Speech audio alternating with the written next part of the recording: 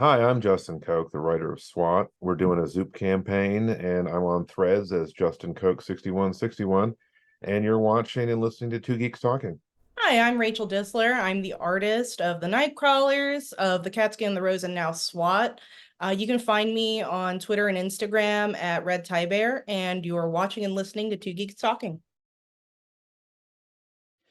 Good morning, afternoon, evening, everyone. Two Geeks Talking is an entertainment industry interview show where we interview the creative people from the comic, film, TV, movie, and video game industries. And of course, I'm your host, Kurt Sasso. We are joined today by two very talented individuals. One of them has already been on the show twice. This will be her third time on Two Geeks Talking, so she's part of the Three Timers Club. So congratulations on that. And we are joined by creator writer Justin Koch and artist Rachel Distler for SWAT, Eldritch Blues. How are you both doing today? I'm hanging in there. I'm feeling pretty good right now.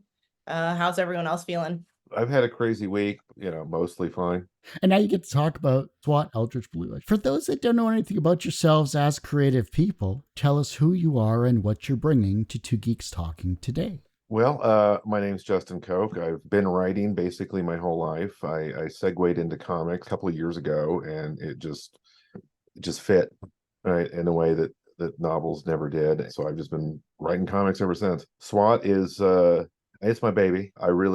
If I told you how much I actually believed in it, you'd probably think I was a lunatic. It's definitely the greatest thing I've ever written. I can say that without a doubt. I'm the artist, so clearly I'm bringing the art. Honestly, when I think about what Justin has said, is definitely unlike any script I have ever received. It's very clever. It's very, very, very witty. It's to the point where, when you have something that's really dense, you just kind of have to liken it to something else. I think up on the Zoop page, we have it likened with, there's obviously Harry Potter parody, but it's that, and I think we liken it to The Wire. How many layers can you convey to somebody really, really quickly? I think a lot of people are more used to me drawing kind of lighter scripts. Not to say that there isn't a lightness, but I'm glad to be able to also kind of convert my style just a little bit more towards something that's both open.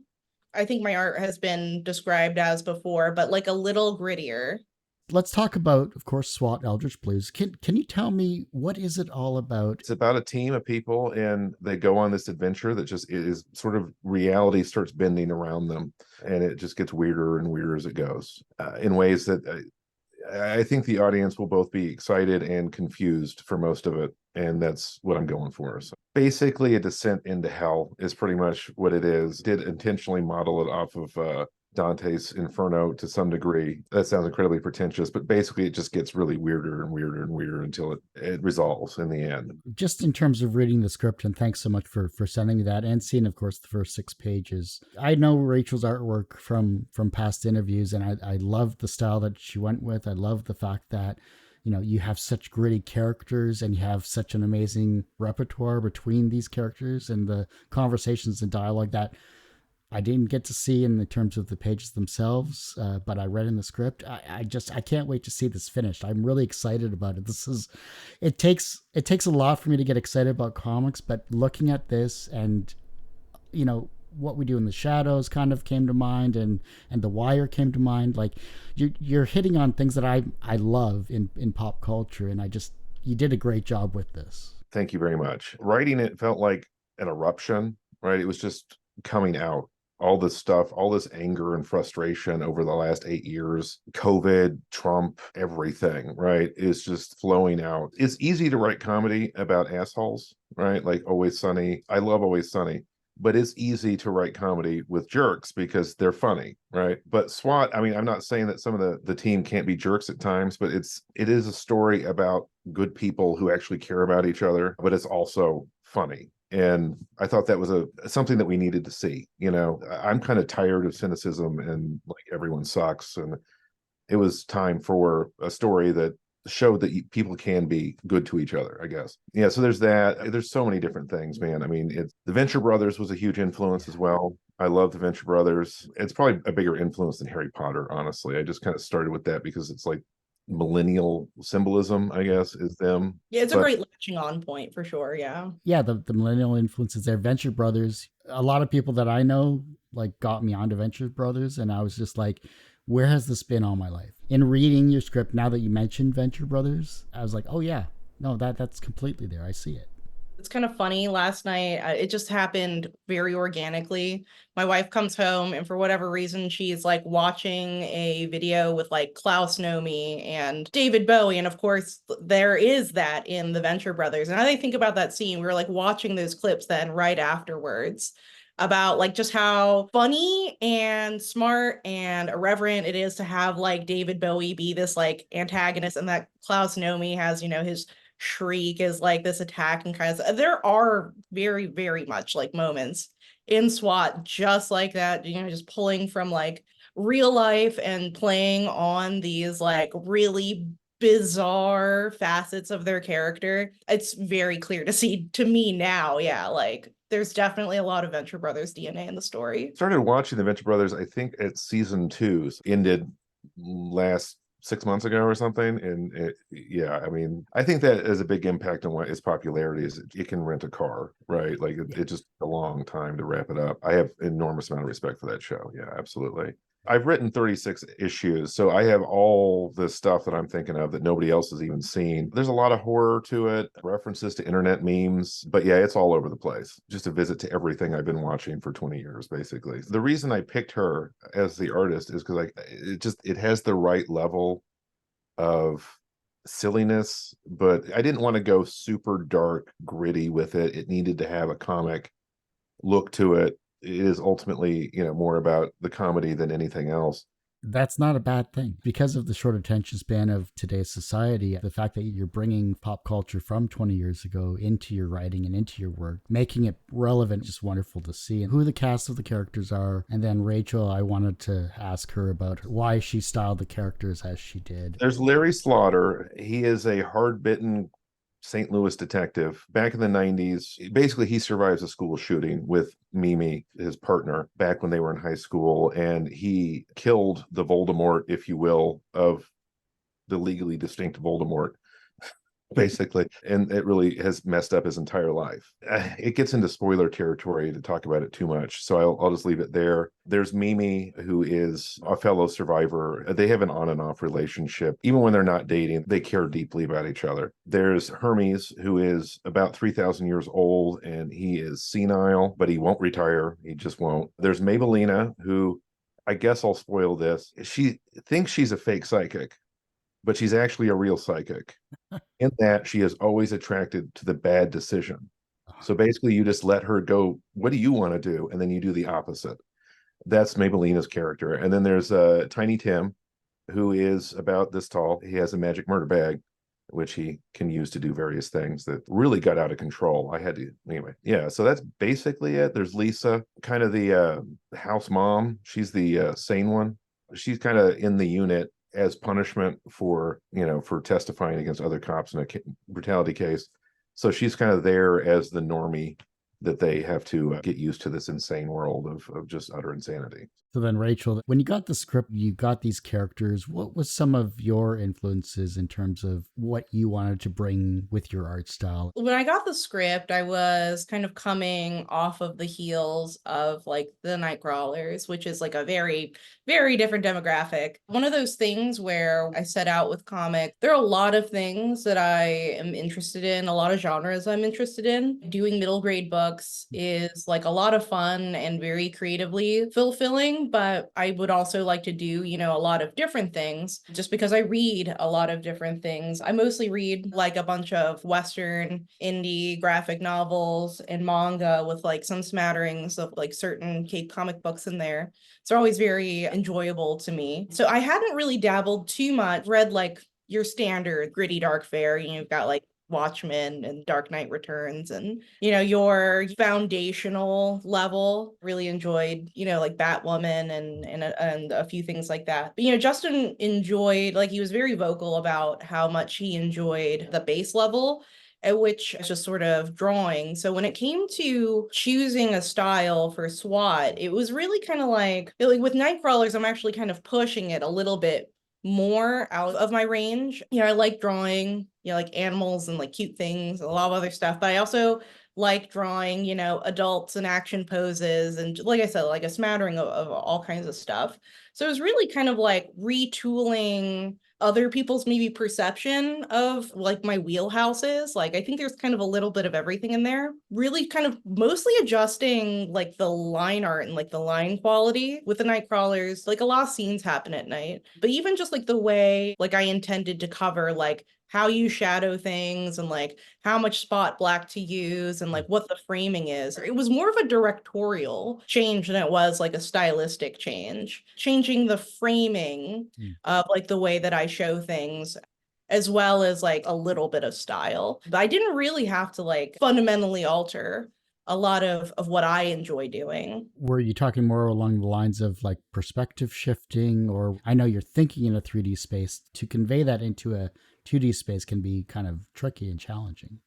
Fortunately, there is like some cross just thanks to the night crawlers being a like middle reader horror. So like I can also make that a little bit more mature. Just like even considering like when Justin had like, you know, the part about like the St. Louis eye line, I was like, oh, how would they do this in like NCIS? Like instead of like thinking how would DreamWorks, you know, frame, you know, for say like the night crawlers, is just like, what would they do on CSI? What would they do on like Law and Order? That kind of thing. And then just trying to convey it like that. And like I said, I could be a little heavier with some of the rendering in like areas because I wasn't expecting so much like bright color to have to like sit in that spot. Like it could be a little grimier. Yeah, that kind of thing. Yeah. Justin, when you gave your script to Rachel, what was the first piece of artwork that you got back that just was way better than what you had on the page? We've only gotten 6 pages done so far, so I have a very high opinion of my page. I think her style is just absolutely perfect for it, and there are a lot of jokes that I am looking forward to seeing how she does them. Part of what I love about comics is you can show so much with the drawing that you don't have to explain with, you know, expositional boring crap. There is a lot of visual jokes and things like that. From what's completed, the part where he throws the pencil because Larry wished he had butt cancer is probably the one panel I would say was special, the most special. But that's all great. Well, that's the idea. So they Girk, that is actually a human last name. I checked, but he has perfectly valid reasons for hating Larry that you come into later. Like Larry kind of went out of his way to initiate this dispute, but it's also a classic 80s, you know, cop show scene where the sergeant's screaming at you and all that kind of stuff. So that was definitely in there in the mix as well. I watch a lot of Best of the Worst. I don't know if you know what that show is, but they make fun of like 80s B movies and stuff like that. So I've got a lot of 80s and 90s B movie cliches running around up in here that come out sometimes. So is it similar to Mystery Science Theater 3000? Instead of making you watch the whole movie, because the problem with Mystery Science Theater 3000 is that most of those movies are just terrible. Yeah. And they're so long. They go through, they pick the highlights, they make jokes, you know, it's great. I mean, it actually is about the only thing I watch on YouTube anymore. It's in that vicinity, but there is definitely a lot of 80s B movie cop, you know, Action USA type stuff in there. So then, Rachel, when you got the script, what was one page that you can talk about that you just had to draw right away? Ooh, I don't know if I could narrow it necessarily to one page. And I don't know exactly because like you do head into like again very spoilery territory. I guess he's on the cover, so like I could talk about a little bit. Is it okay to talk about Praise God Yeah, go for it. without entering heavy spoiler territory? Is that if you look at the cover, you'll see somebody that's kind of Slender Man-y, like in the shadows. How things work out for him isn't great. He's a wonderful character, but there is something about the particular scene with his childhood and what happens to him, his sibling, and just I think it perfectly balances, you know, what Justin was saying earlier. Seeing on the script, like there is a very real kind of level of drama and at times brutality, but it's never treated with nihilism. It doesn't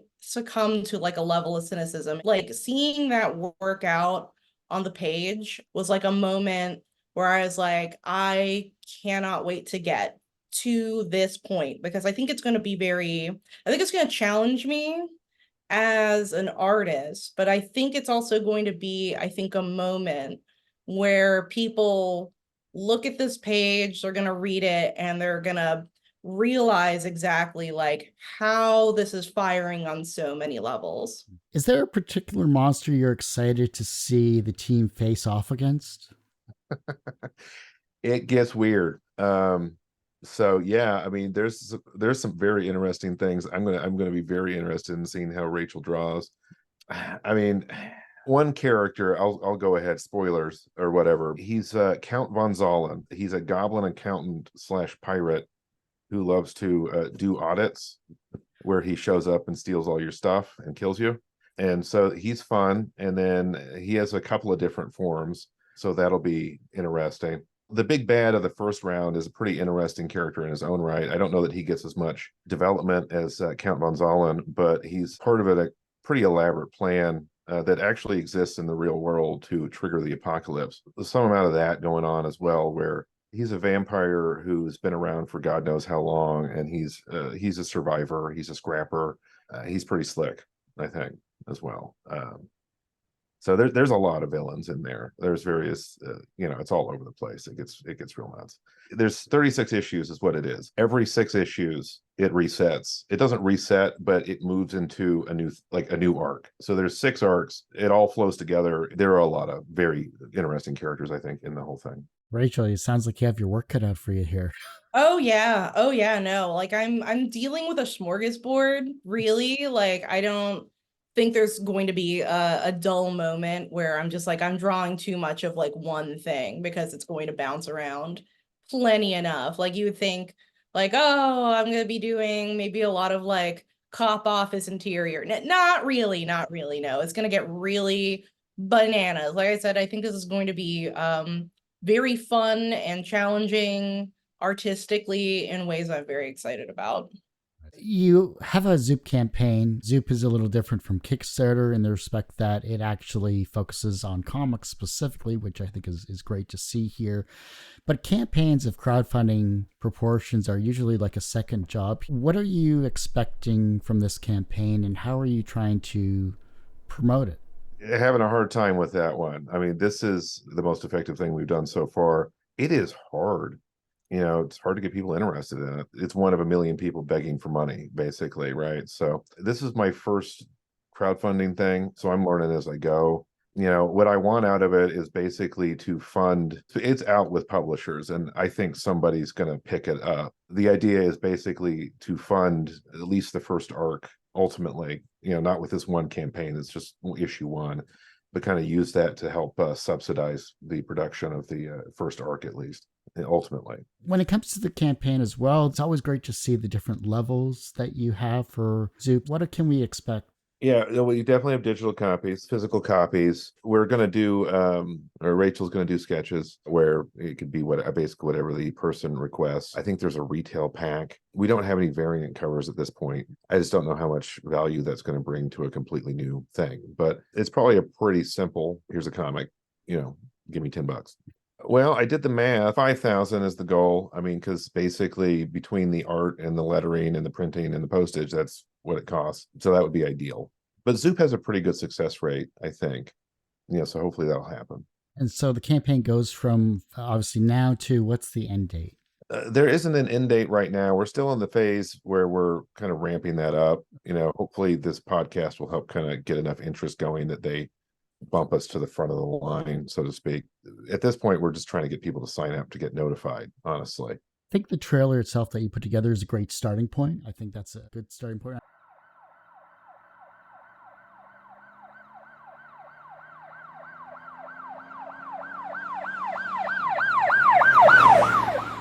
A few months ago, the St. Louis Budget Committee decided to cut spending. They had already cut the library and the schools and band and shop and English, public transportation, healthcare, housing, sewage, and roads. Did I miss anything? Anyway, the leaders of SWAT had a choice: fire someone or come up with an elaborate plan to make themselves indispensable, even though they hate it here. The plan, well, it goes about as badly as it possibly could.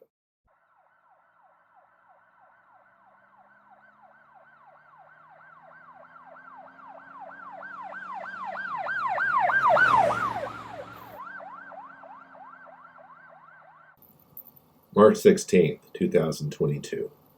In the criminal justice system, sexually based offenses are considered especially heinous. In New York City, the dedicated detectives who investigate these vicious felonies are members of an elite squad known as the Special Victims Unit. These are not their stories. These are not their stories at all. This is the story about the cops other cops don't know even exist. They aren't the guys who deal with rapists and pedophiles. They deal with the stuff that would give those special victim knobs the screaming purple Henrys. This is the Secret Wizard Assault Team. I think as you get more pages, or at least more character designs, you could pump that into your trailer and kind of filter it that way and get some interest in that respect. Even if there's no names attached to them, you can have some really cool effects going. We have some sketches, yeah. I definitely have some character sketches somewhere on my computer I can send you for sure. Now, I don't know if this is spoiler territory or not. Can you elaborate on the agreement between monsters and wizards, which is called the Grand Bargain, which I think is an interesting title? A long time ago, there was kind of a giant war. Sort of the agreement at the end is essentially that it's sort of like a hunting thing, right? The monsters get 500 tags in the St. Louis City area, and they use them the way that you would to shoot a deer, basically. But anything beyond that, like the slightest violation of the rules, you get shot. If the cops catch you, they will, terminate the monster, basically. So it's kind of this weird creaky thing where, people agree with it, but also they're cheating constantly. It's kind of like America, right? We have rules, but so many people just seem to not give a crap anymore. So basically the monsters have agreed to limit themselves to a certain body count every year, and SWAT are the people that make them actually do that. So then how hard is Larry Slaughter's job in regards to trying to keep the peace? He's kind of living at a level of stress and chaos and violence that I think most people wouldn't be able to handle. His day-to-day life is probably most people's worst day, you know what I mean, or the weirdest thing that ever happened to him. So that's just Monday for him. There's one scene, I don't even remember what issue this is anymore, but I kind of start with 2-page bumpers where I do a little foreshadowing or just a joke, mostly because all the stories were coming in at 20 pages, so I needed to come up with a couple more. They're driving up to Burger King to buy lunch, and there's a sign, because this is based off of the actual thing I saw online, where there's somebody posted a sign to their Burger King where they're like, no one wants to work because demons have infested the Burger King, basically. And normally you just think that's a crazy person, but they have to investigate it, right? So then they argue about going to Taco Bell first because they're hungry. That kind of thing. That's their life, is that this is just a mildly annoying, incident for them. And then they burn Burger King down. But, whatever. I hope it wasn't on Whopper Wednesday. I mean, geez, that's still a deal these days. If Larry Slaughter had a dating profile bio, what would it say? Oof. Geez, I don't know. He'd probably, I guess there'd be some sort of wizard dating app. So he's kind of semi-famous in this world. Like, he's more of a, who was that guy that was married Britney Spears for like 6 months back in 2000? It's a guy that you've heard of, but it's been a long time and you're not sure if it was good or not, that kind of thing. I don't think he'd date, honestly. That's a good question. I really just don't have a good answer for it, but I think the app would be called Broomstick or something like that. I need to get that in there. That's pretty good. Oh, thanks. Please use it. How about you, Rachel? Any other characters you think would have a dating profile? Oh my. Everyone have like the messiest dating profile. Like Lisa would have the most normal dating profile, but I feel like maybe she would like build one, but then quickly forget it even exists because she's way too busy just like trying to manage. Like she's the only one really doing the work, I guess, in the sense the right way. She's too busy trying to keep things from catching on fire. Hermes, I don't know how you would build. He's 3,000 years old. I'm not sure if he knows what a dating app is. Maybe Tiny Tim. He would actually probably have something pretty spicy now that I think about it. Very salacious, maybe. I think Maybellina's dating profile would be the most interesting one, but it would just be awful. It was every bad decision you could make about dating. Oh, you're right. Yeah, I hadn't even like thought about that. It'd be like the kind of thing that they make memes out of. Be nothing but like going for red flags. Yeah. Pretty much. Yeah. If you have more than 5 red flags in your life, please hit me up. Exactly.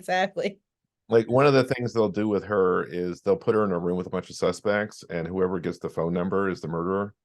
You know, that's kind of how they roll. So You have a positive vibe about you, which really means a negative vibe, something like that.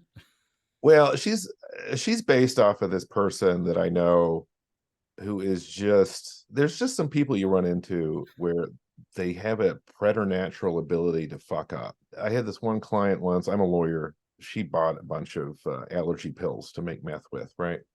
But she's talking to the FBI and she just says the exact wrong thing at all times, right? Like just the one thing you shouldn't have said, to the point where I'm like, you must know you shouldn't say that. Like you were honing in on the worst option every time.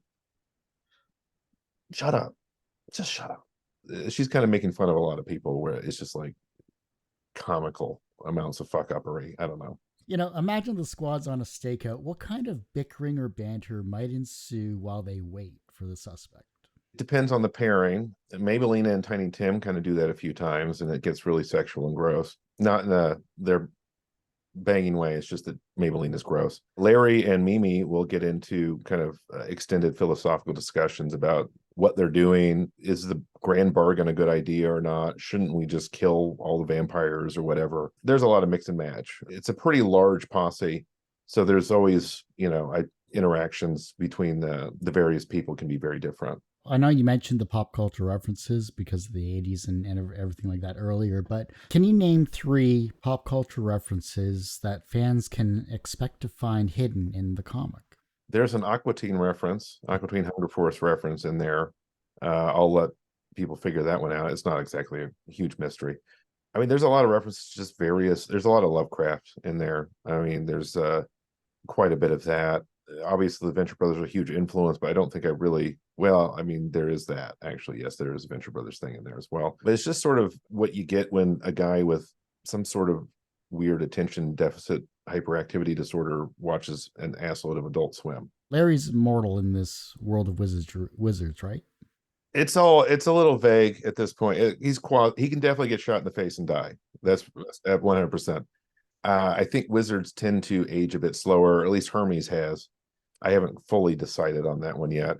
They're drawn much younger than I was picturing because I'm picturing someone my age, but for commercial and artistic reasons, I think we decided to kind of.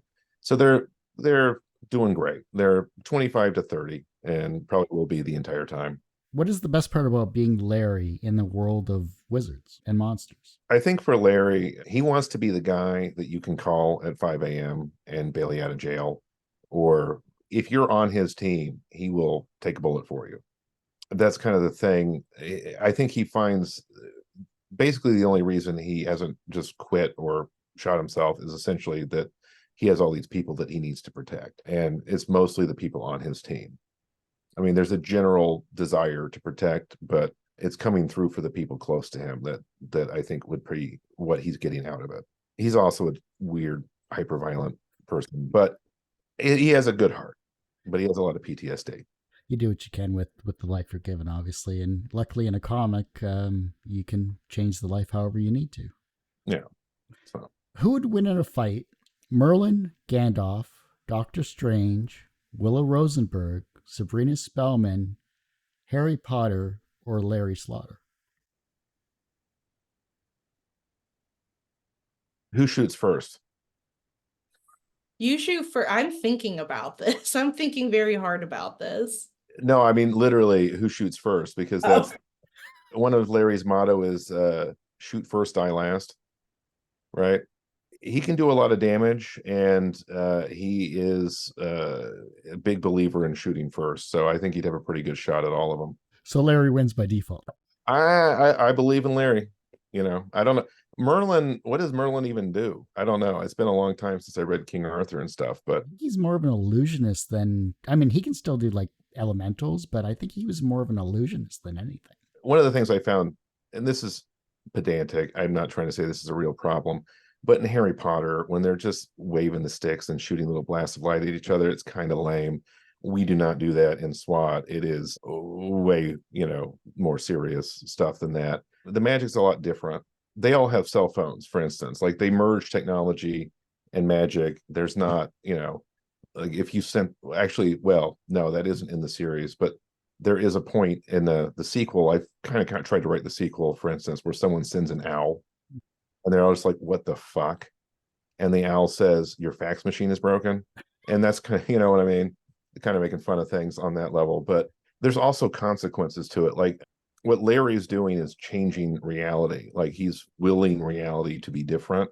In this world, if you do that too much, reality kind of snaps back at you. The problem with writing about magic is you end up in a point where you're like, why didn't they use the time turner to or fly an eagle to, right? So there's got to be limits to it, or you end up just creating giant plot holes. There's a lot of cost to magic, but it's also it can be very deadly at the same time. First of all, isn't it actual like police protocol as well to shoot first? I think they have found that like it's less about how accurate you are, but how fast you are. I think that is a pretty good argument for Larry in this situation. Of course, I love Gandalf, but he kind of lives in a world the magic is a little bit more subtle.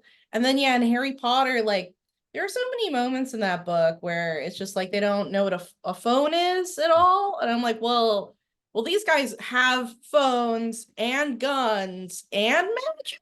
That kind of stacks the deck a little bit. It's just like I love Sabrina, but I don't think she's quite cut out for this world. It's a little bit intense. I mean, I guess they had like the Netflix show where it's a little, darker, but I never actually got to watch it. I think Larry could clutch it. If you get to read like everything he has to go up against, he's not a pushover at all. So, like maybe it is a little self-indulgent to say, but I think he can swing this. I think he's got it. It'd definitely be a contest. We talked about earlier in the green room about maybe making this possibility of a short film or a pilot. Say you get to that next step where you actually get that. If you could cast any actors or actresses to play the main characters, who would you choose? Daniel Radcliffe and Emma Watson. I mean, it's the obvious. You got to have to ask them first. I don't know. Maybe they have to come in as a duo, but it's a parody. And I kind of feel like the more in your face you are about it, the better, honestly. Like I am not fucking around. This is a parody. I think Daniel Radcliffe might go for it, honestly. But that would be awesome. I mean, that would be perfect. But yeah, I have a lot of ideas about the TV show. I mean, like I said before, I have the theme song picked out and everything. But this is all where I get into the delusional, insane, thing where I don't want to talk about how much I believe in this because you sound like a pretentious asshole, right? But it'd be an awesome show, I think. I mean, it would. I always get a little bit of Larry when, like the meme image of Daniel Radcliffe taken from that movie where he's in the bathrobe with like the gun. And he has taken like a lot of post, Harry Potter career playing like little weirdos. It's like, I think it would be on the nose, but also extremely perfect. Oh, that's Guns Akimbo. I thought he was just doing that in the street. Right, yeah. So cool that's in a movie. Surprisingly, that was actually a good film. And then Horns as well was a good film that he did too, which was really well done. Stephen King's son wrote that one. His Weird Al movie was pretty fun too. I was thinking on the flip side, it'd be really funny to have Robert Pattinson play it just because he was Cedric Diggory. Just like, let's get the other guy. And he also plays a lot of like weird dudes too. So it was like, That's the Twilight guy, right? Yeah, it's the Twilight guy. But he also was in the Lighthouse, and he was like Batman. He picks a lot of like really interesting roles at times. It's just like it's his arc after Twilight is also super fascinating. Especially when you have good writing and deeper scripts than superficial stuff, like glittery vampires. I really missed a beat. I didn't make fun of Twilight once. It didn't cross my mind. You can slide it in. I've watched them. I think they're entertaining. It's like a comfort film. Don't think too much about it. I never wanted to read the books. I had a roommate who was like, we're going to watch the Twilight films. I was like, okay, I was like very Twilight agnostic. I am not the demographic for this, but this is like entertaining. How do you even describe? It's just like a level of, it's over the top in a very teenage way. You could pop that on a rainy night and I'd be there. Just like let the spectacle happen. Like it's not a thinker, but that's the beauty of it. Imagine Larry is giving a pep talk to the squad. What would it sound like? There's a lot of dark humor. So basically the way Larry deals with being afraid is to make dark jokes. So the more serious the situation, the more absurd the dark humor would be. And basically, like, the more kind of fatalistic or macabre he would get.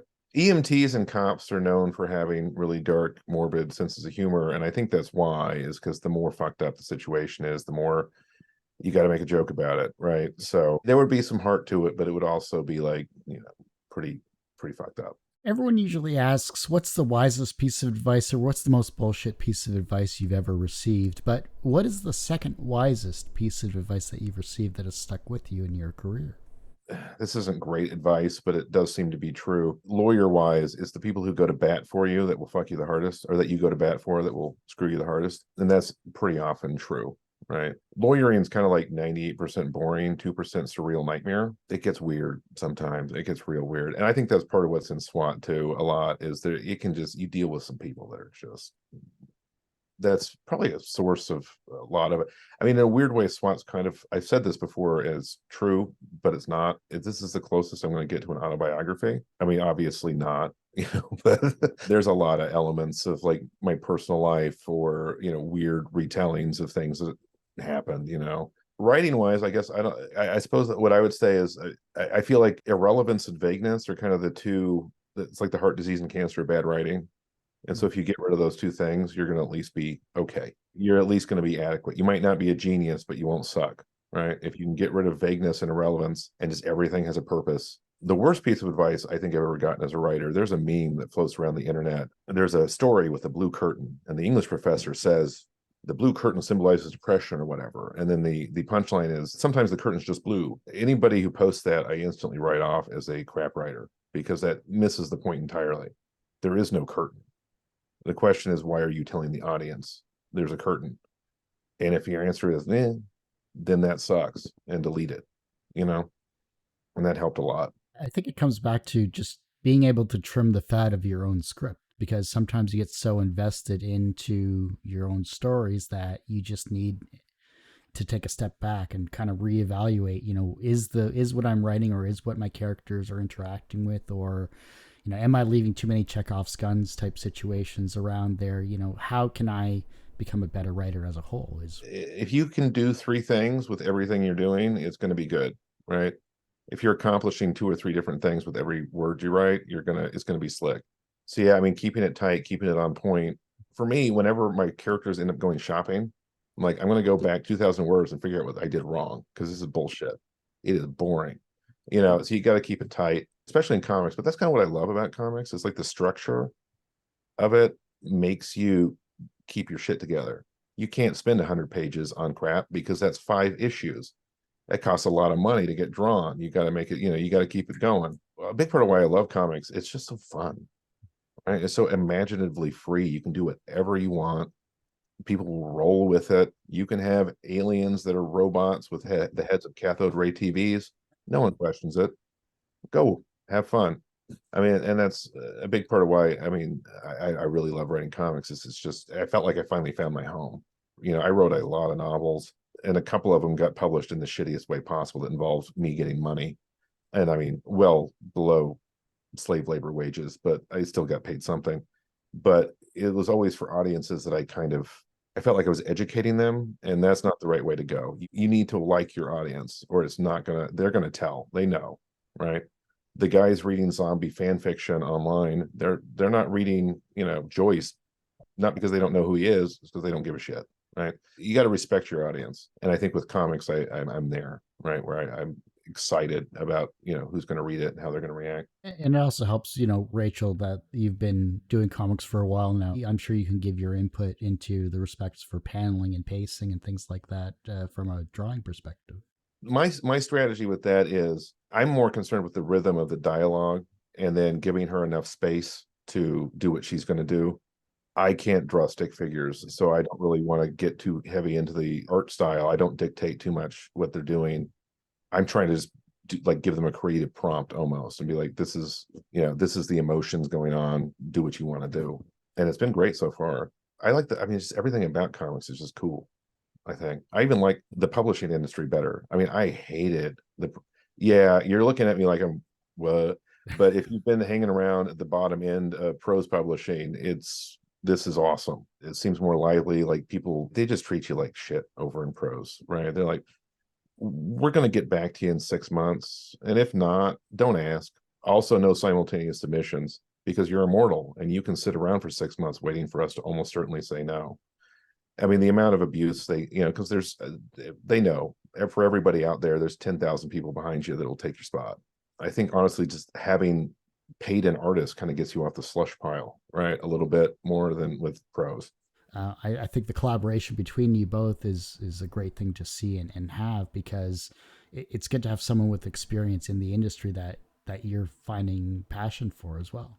It's been great working with her. I mean, I think she, I really love her art. I'm really glad that we ended up working together.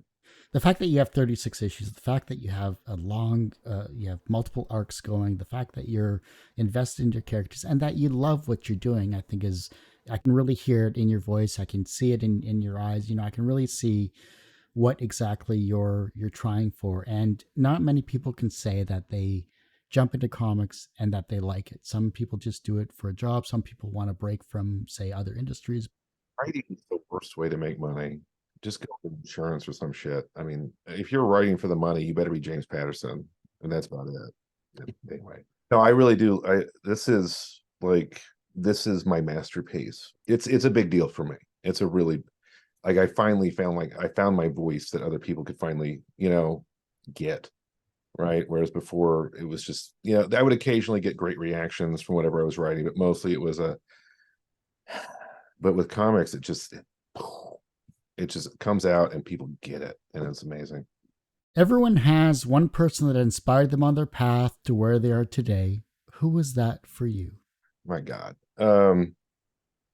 Basically, at one point, there was a case in which this was kind of my first big, I was right out of law school, case where this woman, she was a bigamist, okay? And she got divorced from my client, who then died of cancer after they found out she was a bigamist. And so she came back trying to claim she's a surviving spouse because she went and got a retroactive divorce from the first guy in California. So therefore she's married to the second guy. It was a whole deal. It's one of those things where it's so stupid that people took it seriously.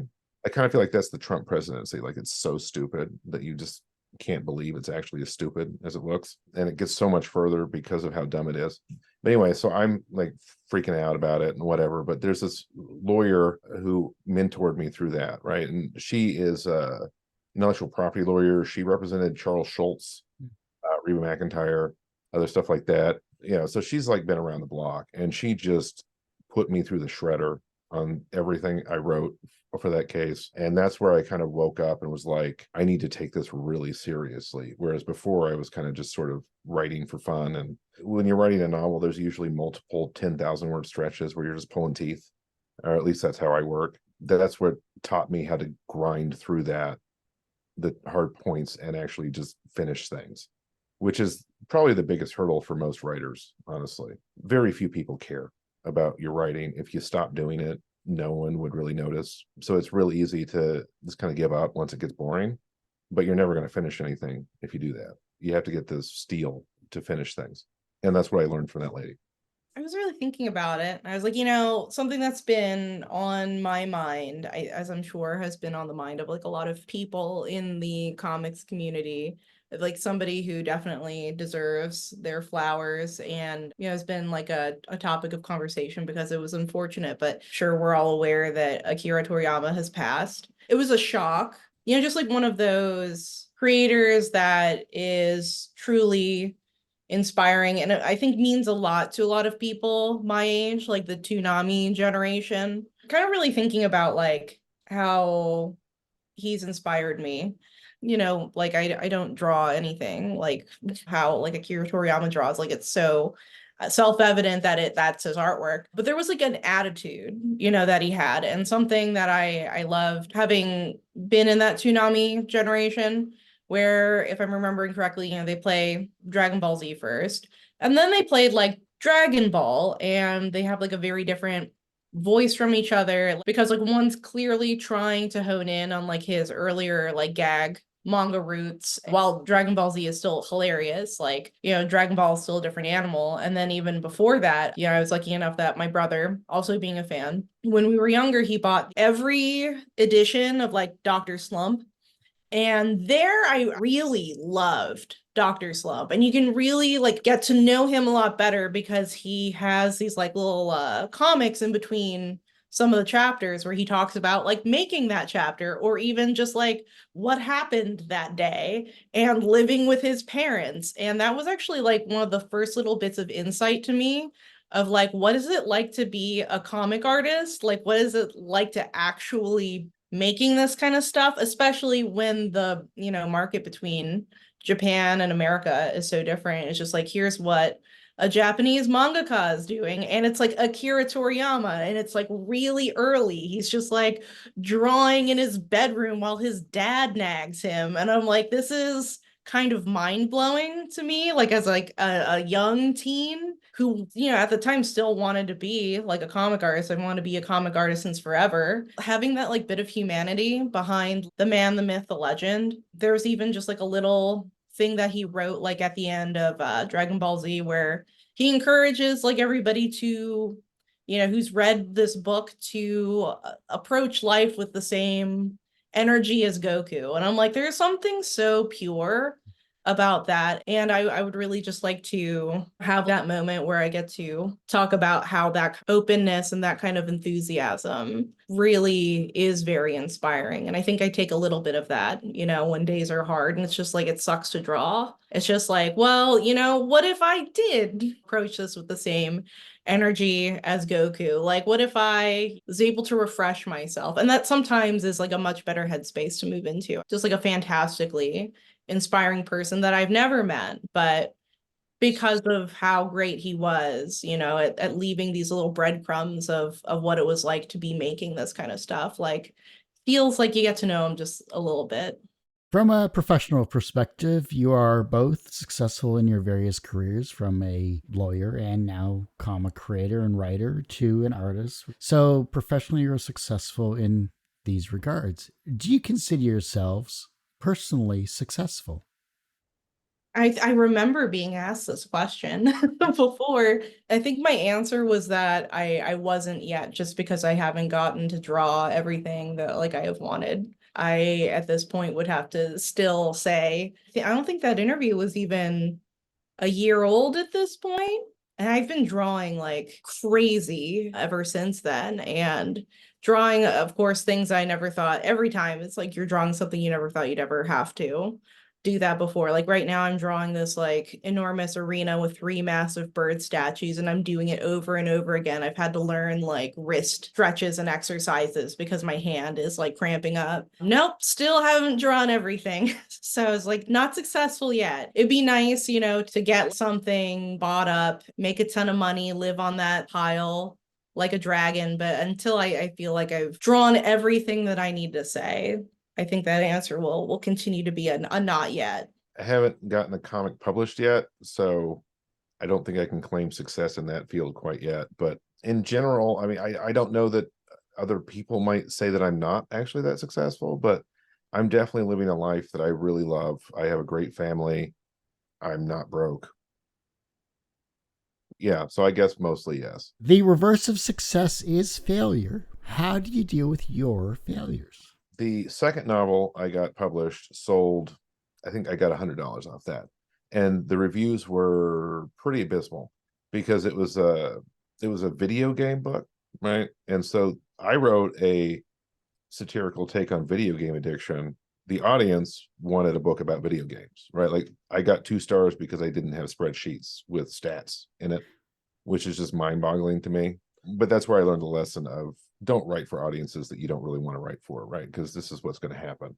They don't want you. You don't really want them. I've had an enormous amount of failure as a writer. So you basically just pick up and keep going until you fucking get it. And that's it. You just keep going. Start the next one. The saying is what? Like get knocked down 2 times, stand up 3. There are a lot of things that you can do that are within your power to increase your odds of success, but like there's no way you're not going to like fail in big ways at times, sometimes within your range of control, sometimes outside of your range of control. I'm definitely an overthinker in a lot of ways, but when it comes to problem solving, my solution is always to just brute force it. Like I don't like to overthink in that regard. It's just like a minor failure would be just like sending somebody like a portfolio, like looking for work, and you just like never hear back. It's just like you can't let that get you down. You can ask yourself, okay, what could I fix about my portfolio? Was it just like maybe not what they were looking for? But regardless, you have to just be completely determined to keep just like firing them out. And a lot of times, like, don't take it personally. Think about yourself professionally, keep firing it off. Like, that's what it takes to keep working like in the industry. Have a level of fortitude. It's to embrace like that failure. Like, just don't get discouraged.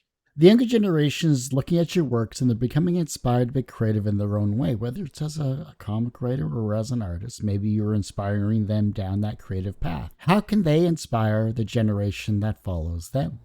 Yeah, I've been thinking a lot about what everyone talks about Gen Z now, and then there's Gen Alpha now, which are like the kids of millennials. So like people in my age group. And all I really know about Gen Alpha is like skibbity toilet. So I'm like, oh, what are they gonna do? I mean, I may be in that range. Actually, it's kind of funny. When I learned what skibbity toilet was, I was like, what is this? And then I learned it's Gary's Mod, which is something that millennials were enjoying. And then like I think the person who makes that is a Zoomer, and now Gen Alpha watches all of that. It's funny how these things kind of travel down. But thinking about like these sort of generational ties, I think that things are changing between how different generations like treat each other. Maybe it was a YouTube video, maybe it was a podcast, but they were talking about how one of the tropes of comedy is like, ooh, generational resentment towards each other. Every generation that comes first for the one beneath it is going to be like, these guys, they're not tough. They're making all kinds of dumb decisions. I think things have like shaken up a little bit. Gen X has a generally good relationship with millennials. I think millennials are very concerned about like Zoomers. I think like Zoomers and millennials are very concerned about similar things. And so when it comes to now like that very fresh generation, I think that a growing sense of like generational compassion is going to be like what fuels these certain lessons. It's going to be less tough love and more kind of compassionate and direct. We have YouTube, like you can get all kinds of, not even just drawing lessons, but you can get all kinds of emotional support. I see this all the time with here's how to handle your mental health if you're a beginning artist or if you're a new beginning like creative. I think there's going to be more outreach. Yeah, I see like millennial channels like do that for Zoomers. And I see Zoomers, who are being like, hey, you're starting like your first comic. I hope what Gen Z then passes down to Gen Alpha is like a sense of compassion and awareness. So I hope that there's like more discussions about like what fandoms like people are part of, like video games, books, comics. There's been so much good discussion since the early 2000s thanks to the internet. I hope that they pass down appreciation and more like lightheartedness toward just like what they're passionate about without like a kind of judgment. I guess what I would hope is that the takeaway, that the influence I would have on other people is just going full bore, like passionate, enthusiastic, pour yourself out onto the page. That will probably take you in some pretty good places. I mean, it covers a wide range of things, right? Because I mean, there's so many different people and so many mentalities, but just it seems like pouring yourself out on the page, whether it's artistically or with words, is what works for me. I think one of the things people do is one of the reasons they get into the vagueness and irrelevancy that I complained about earlier as a symptom of bad writing is that they're just afraid, right, to really let it hang out there because we're afraid of being perceived, right? Because what if they think I'm stupid, or what if they think I'm lame or whatever? Fuck that. Go for it. People will respect that much more than hiding in the shadows trying to like stay, not get made fun of. So go get made fun of. Put yourself in a position to get made fun of. If your life was a comic book or TV series or film, what would its title be? And what would its soundtrack be? Exquisite tedium, or I've had a well, it's, you don't need to get into that. My childhood was one of exquisite boredom. Exquisite boredom. There you go. Exquisite boredom. That's the title. And I guess the soundtrack, I mean, just given my age, it would almost have to be, I don't know, the Smashing Pumpkins, I guess, would be where I'd go with it. Before Adore. Like, we're talking Siamese Dream, Melancholy, that kind of stuff. Good stuff. Some of their later stuff I enjoyed, but yeah, the Machina of the Gods doesn't have a lot to offer. Maybe the title's like, I feel like I had something back there, because that it seems to be a refrain I've been having lately. I think the genre would definitely be some sort of like slacker comedy, something like kind of grungy. I don't know. I feel trapped in the 90s.